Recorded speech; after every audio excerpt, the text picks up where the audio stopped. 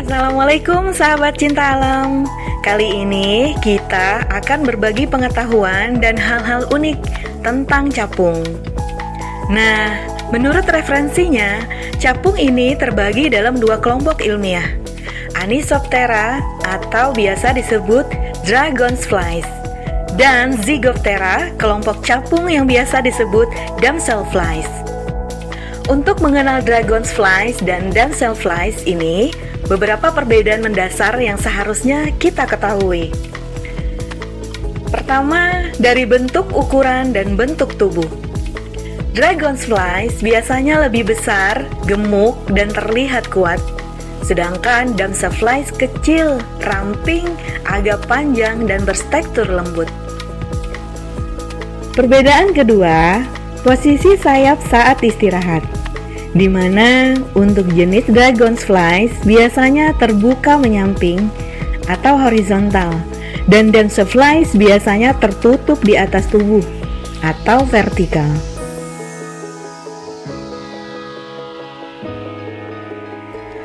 Perbedaan ketiga, pada bentuk sayap. Jenis dragonflies umumnya memiliki sayap bagian belakang lebih lebar dari bagian depan. Sedangkan damselflies mempunyai sayap yang hampir sama, baik bagian depan maupun belakang. Perbedaan keempat pada cara mereka terbang. Dragonflies mempunyai kecepatan, kelincahan, kekuatan daya tahan di ketinggian dalam terbang dengan jelajah yang cukup jauh. Sedangkan damselflies lambat, melayang-layang, dan cenderung terbang di tingkat bawah karena daya tahan sayap dan tubuh tidak sekuat dragonfly.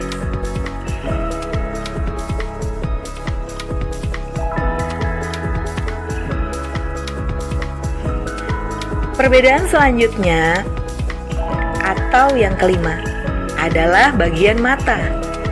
Jenis dragonflies mempunyai mata yang besar, saling bertemu atau bersentuhan di bagian atas kepala. Sedangkan damselflies ukuran mata lebih kecil, terpisah jelas di kiri kanan kepala.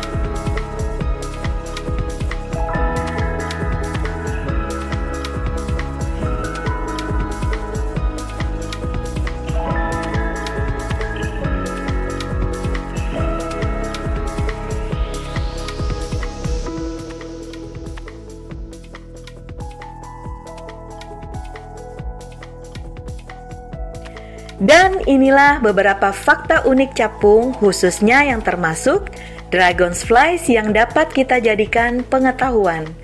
Dirangkum dari literatur dan bacaan ilmiah hasil penelitian. Yang pertama, capung adalah navigator dan penerbang yang ulung. Mengapa demikian? Nah, capung mampu terbang ke segala arah, maju, mundur, naik, turun, bahkan terbang diam di udara atau biasa disebut hovering. Mereka bisa mengepakkan sayap hingga 30 kali kepakan dalam 1 detik, teman-teman.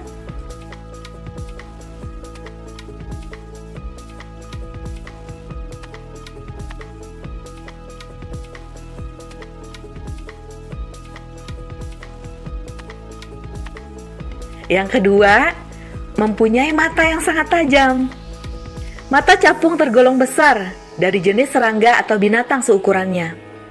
Mempunyai mata majemuk, memiliki kurang lebih 30.000 lensa kecil yang mampu memberikan penglihatan hampir 360 derajat. Hal itu juga membuat mereka sulit kita tangkap atau diburu oleh predator lain.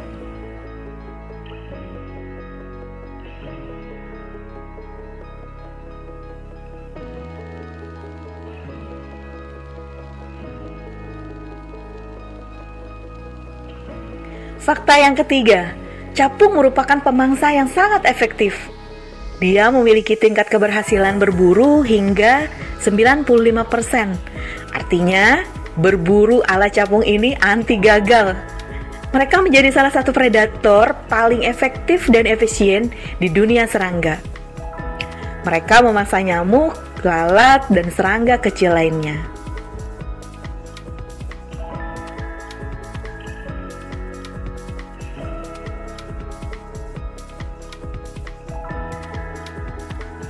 Fakta unik yang keempat, capung disebut satwa purba. Dia tergolong makhluk kuno di bumi. Fosil tertua yang pernah ditemukan berusia sekitar 300 juta tahun.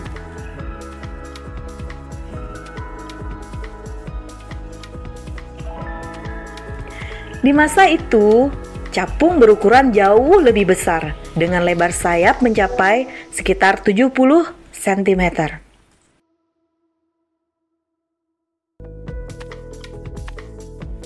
Fakta yang kelima, siklus hidupnya ada di 2 habitat. Capung bermetamorfosis tidak sempurna.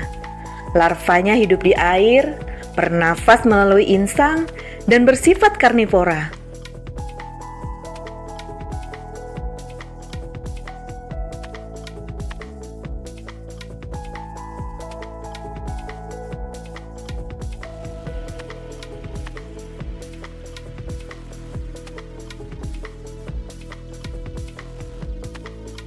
Setelah dewasa, mereka hidup di udara sebagai penerbang tangguh.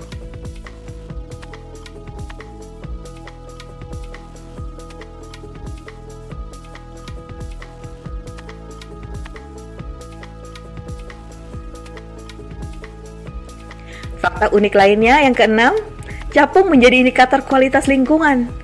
Kehadiran capung sering menjadi tanda lingkungan yang bersih dan sehat, teman-teman. Khususnya terkait kualitas air karena larva capung sangat sensitif terhadap polusi.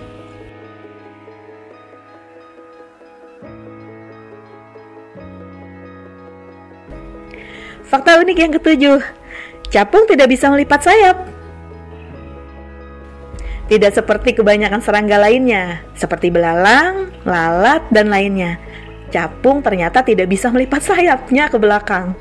Sayapnya selalu dalam keadaan terbuka ketika istirahat.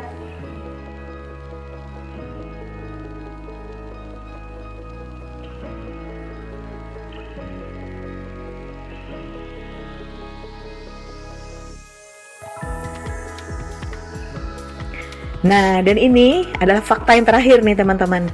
Masa hidup yang singkat. Meski menghabiskan waktu lama sebagai larva, atau berbulan-bulan hingga beberapa tahun, capung dewasa biasanya hanya hidup selama beberapa minggu, hingga beberapa bulan saja. Beberapa literasi mengatakan 14 sampai dengan 56 hari, tergantung besar dan kecilnya jenis capung.